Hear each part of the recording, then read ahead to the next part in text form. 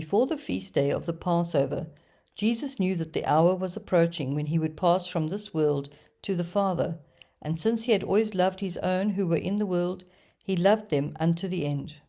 And when the meal had taken place, when the devil had now put it into the heart of Judas Iscariot, the son of Simon, to betray him, knowing that the Father had given all things into his hands, and that he came from God and was going to God, he rose up from the meal, and he set aside his vestments, and when he had received a towel, he wrapped it around himself. Next he put water into a basin, and he began to wash the feet of the disciples, and to wipe them with the towel with which he was girded. And then he came to Simon Peter. And Peter said to him, Lord, would you wash my feet? Jesus responded and said to him, What I am doing you do not now understand, but you shall understand it afterwards. Peter said to him, You shall never wash my feet. Jesus answered him, If I do not wash you, you will have no place with me. Simon Peter said to him, Then, Lord, not only my feet, but also my hands and my head. Jesus said to him, He who is washed need only wash his feet, and then he will be entirely clean. And you are clean, but not all. For he knew which one would betray him. For this reason he said, You are not all clean. And so, after he washed their feet and received his vestments, when he had sat down at table again, he said to them, Do you know what I have done for you?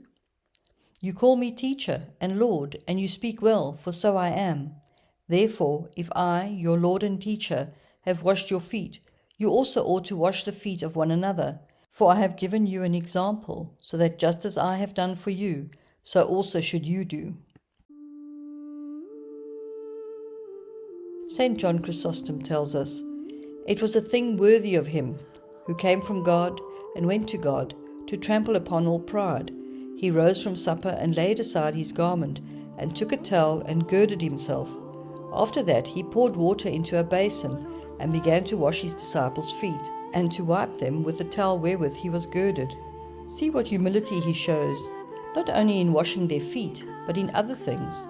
For it was not before, but after they had sat down that he rose, and he not only washed them, but laid aside his garments, and girded himself with a towel, and filled a basin. He did not order others to do all this, but did it himself, teaching us that we should be willing and ready to do such things. St. Augustine explains, He laid aside his garments, when, being in the form of God, he emptied himself. He girded himself with a towel, took upon himself the form of a servant. He poured water into a basin, out of which he washed his disciples' feet. He shed his blood on the earth, with which he washed away the filth of their sins. He wiped them with the towel wherewith he was girded, with the flesh wherewith he was clothed. He established the steps of the evangelists. He laid aside his garments to gird himself with the towel, that he might take upon himself the form of a servant. He emptied himself, not laying aside indeed what he had, but assuming what he had not. Before he was crucified, he was stripped of his garments, and when dead, was wound up in linen cloths.